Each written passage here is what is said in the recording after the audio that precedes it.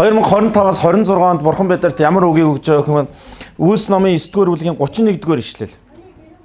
Гаргах боломжтой бай, тийм ээ. Би та нарыг бас урайлж бүтэн сөдөр болж игэл цаасан Библитэйгээ ирээрээ.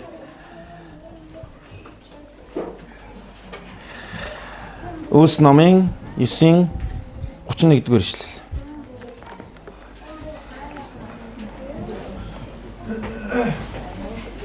За хамт нэгэн дугаар Үйлс номын 9-ийн 31-р ишлэлийг хамтдаа уншицгаая. Олсон бол амен.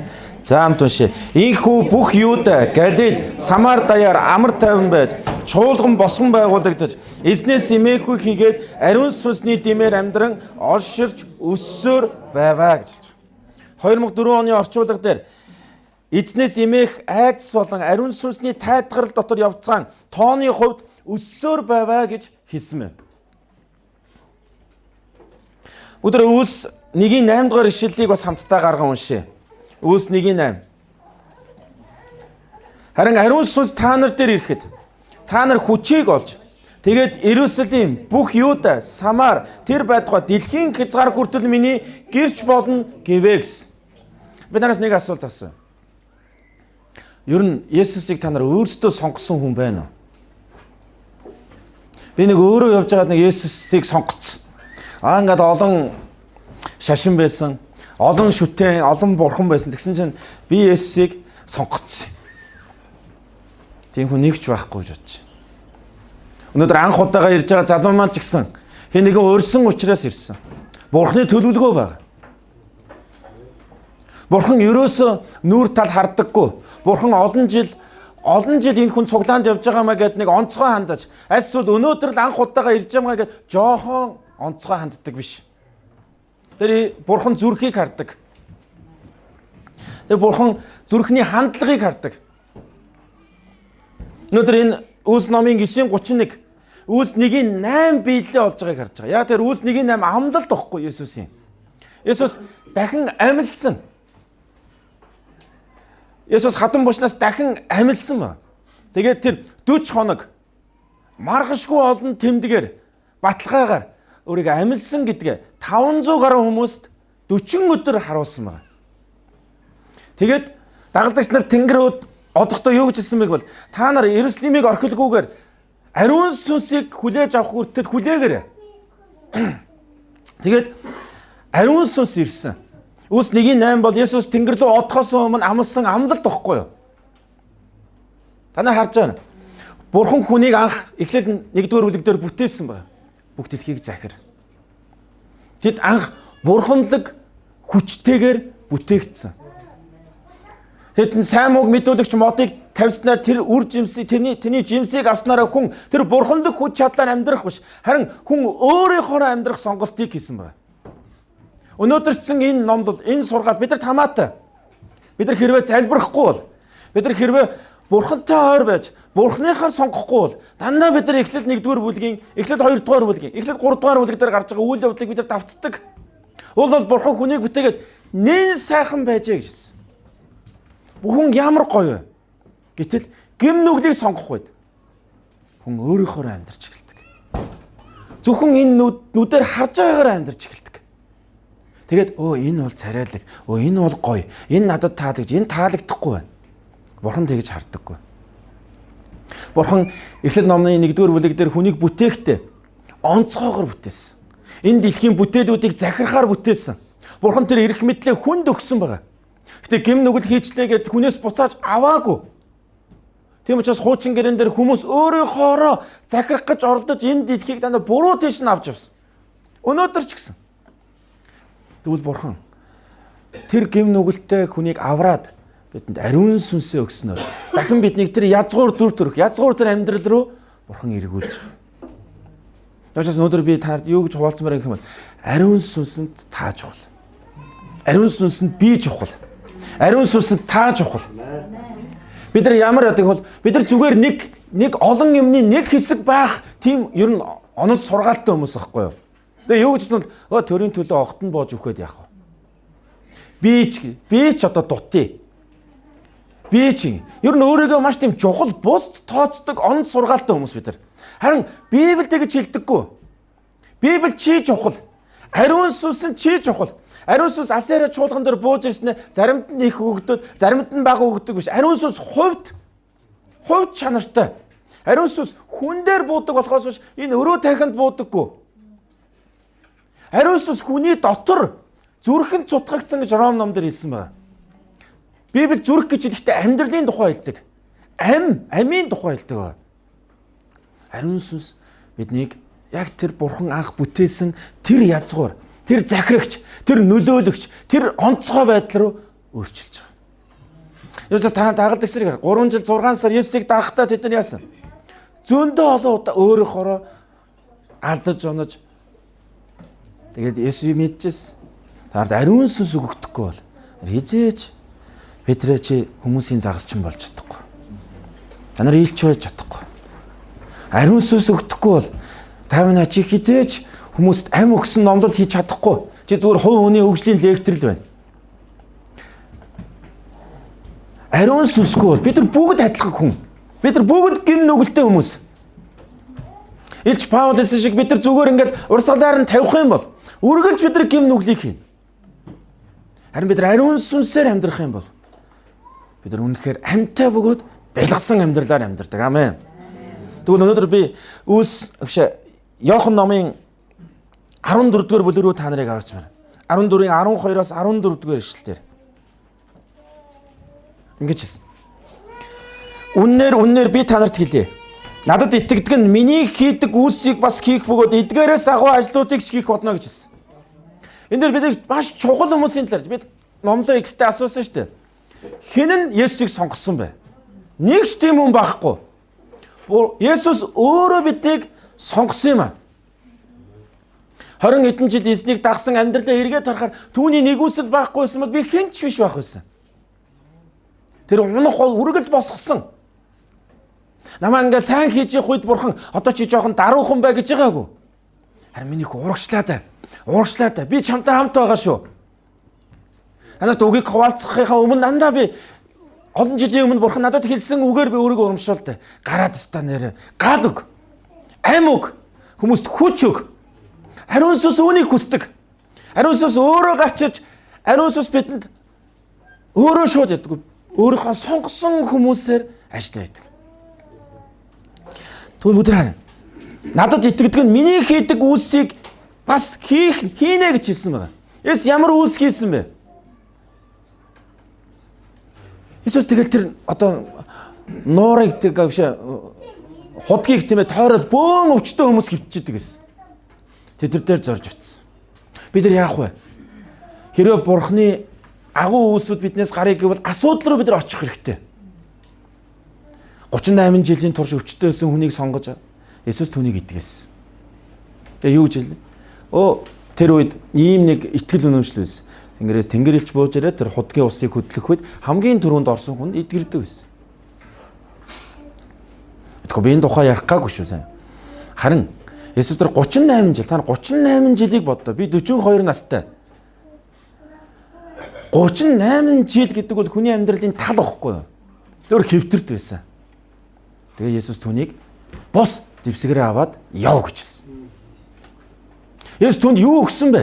Итгэл өгсөн. Итгэлийн чинь дагуу болно л гэж хүмүүст хэлдэг байсан. Итгэлийн чинь дагуу. Хүнд ерөөсө бусад бүтээлүүдэд ямар ч бүтээлүүдэд байхгүй ганцхан зүйл байгаа. Итгэл. Итгэлээр амьдардаг бид нар. Бид нар өөрсдөө юу гэж хэлдэг вэ? Итгэгч хүмүүс гэдэг үстэй. Бид нар итгэлийн хүмүүс. Итгэл бол үргэлж тийм ээ урагшлахыг хэлж байгаа. Итгэл бол үргэлж тийм ээ урагшлахыг хүсдэг. Эс миний хийдэг ажлуудыг хийх бөгөөд эдгээрээс ч агуу ажлуудыг хийнэ гэж хэлсэн. Онцгой болгохыг хүсэж байгаа. Ариун сүнс бидний дээр ирэхдээ биднийг онцгой амьдралаар амьдруулахыг хүсэж байгаа. Би дараагийн удаа номлохдоо ариун сүнсний галыг бөхөөдөг зүйлийн талаар ярих бол. Ариун сүнсний галыг бөхөөдөг. Библи маш тодорхой хэлсэн. Ариун сүнсний галыг бөхөө гэж хэлдэг. Мэдээж янз бүрийн хүмүүсийн нөлөө бөхөөж идэг. Бид нар өөрсдөө ариун сүнсэнд захирагдахгүй байдал бөхөөж идэг. Бид нар зүгээр л уураад дисэлж дэлбэлж гаргаад тэгэл өөрийнхөө ариун сүнсийг бидний дотор өгсөн галыг бөхөөж идэг. Бид нар ариун сүнс нь захирагддаггүй. Өнөөдөр хараарай Үлс 9:31-р эшлэлээр эзнээс имээхгүй байсан гэж хэлж байгаа. Эзнээс имээдэг хүмүүсийн дотор ариун сүнсний хүч чадал ажиллаж байна. Яхан 14-ийн 12-оос 14-ыг дахиад үргэлжлүүлээ харъя. Учир нь би эцэгтэй очино. Энэ үг маш чухал. Есүс эцэгтэй очиж байгаагийн шалтгаан нь юу гэх юм бол ариун сүнсийг та нарт явуулнаа гэж амласан мэт. Тэгээд ариун сүнс та нар дээр ирэх юм бол яасан? Та нар нэрээр минь юу ч гуйсан эцэг хүүгээрээ алдаршуулгадахын тулд би түүнийг үйлдэнэ гэж хэлж байгаа. Ариун сүнсийг хүлээж авсан хүмүүс юу ч гуйсан. Яагаад? Одоо миний хүсэл биш, ариун сүнсний хүслийг таньж мэдчих эхэлдэг. Ариун сүнс юу хүсэж байгааг таньж мэдчих эхэлдэг. Хандас. Бурхан та нарыг талбар болгон дээр ч онцгой болгохыг хүсэж байгаа. Ариун сүнсний хүчээр. Та нар юуг ойлгох ёстой бол миний бизнесийн салбар өсөж хөгжиж, үнэхээр би санхүүгээр өрөөтгөө Бурханы хаанчлалын төлөө шүү байгаа шүү гэдгийг ойлгодог хүмүүс. Бурхан надад энэ бэлэг авэсыг өгсөн. Үнэхээр хүмүүст үйлчлэхийн тулд өгсөн шүү гэдгийг мэддэг хүмүүс. Ингэж харах юм бол тийм ээ. Өөрийнхөө төлөө гуйдаггүй маа. Өөрийнхөө аж сонирхлын төлөө гуйдаггүй маа. Харин дандаа яадаг гэх юм бол Бурханы хаанчлалд хэлэгдэхийн төлөө, Бурханы хаанчлал байгуулагдахын төлөө гуйдаг.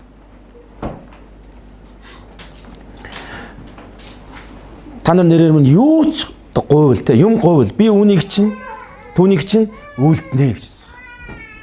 Өнөөдөр би та нар энэ номлоо дамжуулаад үнэхээр ариун сүнсний тэр димээр ариун сүнсний хүчээр амьдрна гэдэг бол ах дүүсээ. Урд өмнө амьдарч исэн хүмүүст хүсээд ч боломжгүй байсан цаг шүү. Ариун сүнс ирэхээс өмнөх амьдарч исэн хүмүүс хүсээд ч боломжгүй байсан. Харин өнөөдөр бид нэр Есүс Христийн нэгүслэр гайхамшигтай цаг үед бид нар амьдарч байгаа. Би Wyoming өдөрдөөд Асиараа чуулганд пастораар үйлчж байхад амжилттай үр жимстэй хийсэн болгоныг харахад ариун сүнсний шивнэ байсан. Ариун сүнсний хэлсэн үгийг барьж аваад дуулууртай тагсан. Би хизээж мундаг ном орчуулж байгаагүй. Над ерөөсөө тийм одоо юу гэдгийг мэрэгжил чадвар нь ч байхгүй. Мэдээж би маш их ном унших дуртай ч гэсэн. Бурхан надад 13 онд ном орчуулж хэвлэх хараа өгсөн. Одоо санааг өгсөн. Шивнэн хэлсэн. 15 онд өсвөрийн Давидын сургалт гэдэг сургалтыг хий. Удахгүй Монголд өсвөр залуучууд босноо гэж хэлсэн. Бид нар сая 6 сард өнөө 7 дахь удаага хийлээ гэдгийг сонсч байна. Ариун сүнс л ингэж хэлдэг. Өнөөдөр ариун сүнс уюуд хамтдаа үйлчлэх болно гэж хэлж байгаа. Уюуд, ахмадууд сая одоо энэ манай Монгол ДТС-д яг уюуд хамтдаа сурж байгаа шүү дээ. Манай ах хэдэн настай вэ? 70-тай. 40 эдтэй байна уу? 20 эдтэй байгаа, 10 эдтэй байгаа бүр. Уюуд хамтдаа сурж байна. Бурхан уюудыг өнөөдөр Үлс 2 дугаар бүлэг дээр гарсан шиг тийм ээ. Аав нар нь хөгшчүүлэн зүүцүүлж, аав нар нь үзэгдэлүүдэж, хүүхдүүд нь тийм ээ үнэхээр алсын харааг хүлээж авна гэж хэлсэн. Ийм цаг үеийг ариун сүнс өнөөдөр яаж? Адгүй би 20 жил итгэж байна. Би 10 жил итгэж байна. Нэг юмыг санаарай ах дүүсээ. Ихэнд байсан сүулт орж, сүулт байсан ихэнд байх болно шүү гэж хэлсэн шүү. Бид нар маш болгоомжтой байх хэрэгтэй. Бурхан биднийг ашиглахгүй. Харин сүулт байгаа хүмүүсийг магадгүй өнөөдөр анх удаага шинээр ирж байгаа залуу, анх удаага өнөөдөр Есүсийн сүмд ирж байгаа хүнийг Бурхан гайхалтаар ашиглаж магадгүй шүү. Бид нар болгоомжтой байх хэрэгтэй. Ариун сүнсний гал халуун амьдралаар бид нар амьдрахад өөрсдийгөө зориулах хэрэгтэй.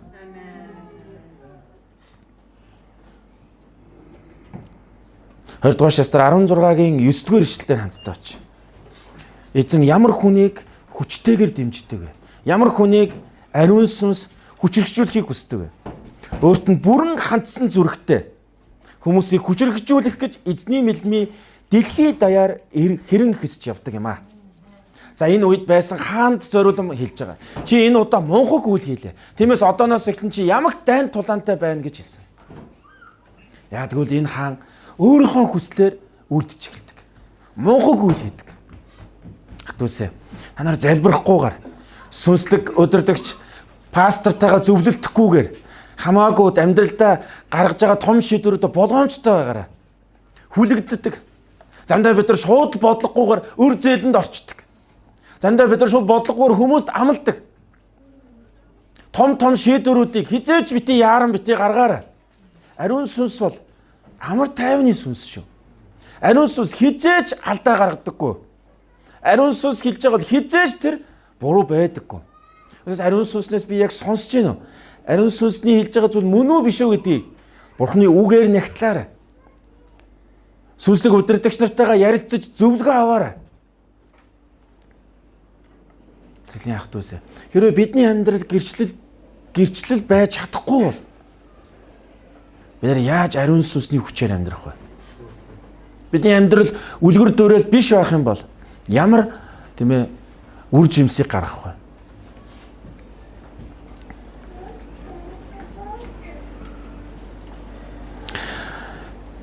Өнөөдөр эзэн өөрт нь бүрэн зориулсан зүрхтэй хүмүүст тэгвэл эзэнд өөрийгөө бүрэн зориулж байгаа хүн бол залбирдаг хүн юм аа. Ер нь залбирахгүй хийж байгаа. Залбирахгүйгээр амьдарч байгаа. Одоо хамраа чимхээд амьсгаахгүйгээр хідэн хорон байж чадахгүй бид. Залбирлыг бол амьсгал гэж хэлсэн. Ариун сүнсний амьсгал واخгүй юу? Үнэхээр залбирахгүй бол тавчтан, залбирахгүй бол үнэхээр цухалтан, залбирахгүй бол үнэхээр хэцүү байдаг байхгүй юу? Тэгм учраас дуул номон дээр хашгиран залбирсан шалтгааныг доторхоо уудалж байгаа байхгүй бурхан. Тавчтаад байна. Үнэхээр цухалтаад байна. Та доторч тийм цаг үеийг туулж байгаа сте. Хүүхдүүдээсээ болоод заримдаа амьдралын нийгмийн асуудлуудаас болоод тэгээ бурхан руу хандаад ёстой бурханы өмнө очиж хашгирахгүй юу? Бид нар амьсгал байна шүү дээ. Чаг ингээд цэвэр агаар мартахаар гүнзгий амьсгалдаг үстэй. Тэгш бид нар залбирлын амьсгалаа авах хэрэгтэй. За одоо надтай хамт хийгээрэй. Гүнзгий амьсгалаад буцааж гаргаарай. Та нар би мэдэр ямар гоё болж байна. Яг үн шиг бид нар залбирдаг байх хэрэгтэй. Залбирдаг байх хэрэгтэй. Өөрт нь бүрэн зориулсан хүмүүс яадаг вэ? Залбирдаг хүмүүс юм аа. Өөрт нь амьдралаа бүрэн зориулж байгаа хүмүүс үргэлж бурханд хамаатай болгодог. Бурханд даатгадаг. Тэгвэл ариун сүнс биднийг онцгойгоор ашиглахыг хүсэж байна. Амен. Онцгойгоор ашиглахыг хүсэж байна. Хизээч бид нар нөхрөө эхнэрээ үр хөвгтүүдэд өөрчилж чадахгүй. Харин бид нар залбирах үед ариун сүнсний ажил хийгдэх бол. Хийгээл үү. Хараа миний өнөөдөр хэлж байгааг тэгсэн ч үсгэсэн тэмцэлтэй л хэрэлдээ л маргалдаа л хизээж дуусахгүй. Хизээж хүнийг өөрчилж чадахгүй. Харин тийм учраас Есүс дагалдаж юу гэсэн бол та нар Иерусалимд хүлээгээд ариун сүнсийг хүлээж ав. Тэгвэл та нар өөрчлөх бол. Петр босон зогсоод номлох үед 3,000 хүн, 5,000 хүн Есүст итгэсэн. Петр Иохан хоёр залбирлын цагт сүмийн үүдэн төрөлхийн сумгай байсан хүн. Тэнийг хараа. Тэр залуу төрөлхийн сумгай гэдэг нэртэй байсан. Петр Иохан хоёроор дамжуулаад төрөлхийн сумгай биш явдаг нэгэн болгосон. Аливаа юм дээр ингэ шошго байдаг үсттэй. Заара, манго ч юм уу.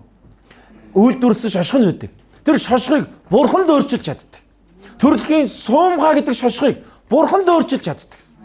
Таныг бурханд өөрчилж чадна. Петр Иохан хоёр үнийг ойлгосон. Тийм учраас тэр цаг үргэлж залбирдаг байсан. Петр маш их өсөж. Асч Симонид очиод тэр эхлээд хоол идчихэ. Тэгчээд залбирыг гээгүй. Залбирах цаг болохгүй тэр дээд өрөөнд нь ороод залбирсан. Өсөжсэн учраас тэр цагийг ашиглаад бурхан юу харуулсан? Идэж болохгүй амьтдыг тэнгэрээс буулгаж ирсэн. Тэгээ ид гэжсэн. Би идэхгүй. Идэхгүй юм бос. Тэр үзэгдэл юуг ойлгуулсан бэ? Хар үндэстэнд Петрийг сайн мэдээ тунхлах ёстой гэдгийг ойлгуулсан. Ингэж хар үндэстэн рүү сайн мэдээ хүчтэйгээр тарсан баг. Тэр яг төс. Ариун сүнс юудэчүүдийн ёс заншлыг өөрчилсөн. Хар үндэстэндээ тэд нар уулзахыг хүртэл гим нүгэл гэж үздэг байсан. Тэр дотор нь идэж болохгүй гахаа янз бүрийн идэж болохгүй зүйлс яанаас. Яг тэгвэл ёс заншил биднийг хүлдэг. Мухар сүсгтээ зөндөө хүмүүстэй бид нар таарна штэ. Харин ариун сүнсэл тэр хүмүүсийг өөрчилдөг. Өөр өвдөлтөй харагддаг тэр хүмүүс. Бурхан биднийг эрх чөлөөтэй өөрийнхөө дүр төрхөөр бүтээж гайхамшигтай амьдралаар амьдраасаа гэж мухар сүсэг хүмүүсийг хүлдэг. Тэгвэл тэрийг ариун сүнсэл өөрчилж чаддаг. Бүдэр хамтаа залбирая. Ариун сүнс чамайг, ариун сүнс таныг онцгой гэж хэлж. Заримд нь ариун сүнс жохоо өгöd, заримд нь ихийг өгдөг биш. Ариун сүнсийг хүсэх юм бол ариун сүнс таны дотор орж ирнэ. Мэдхгүй байсан ч хамаагүй. Анх удаага цуглаанд ирж исэн ч хамаагүй. Ариун сүнсийг хүлээж авах.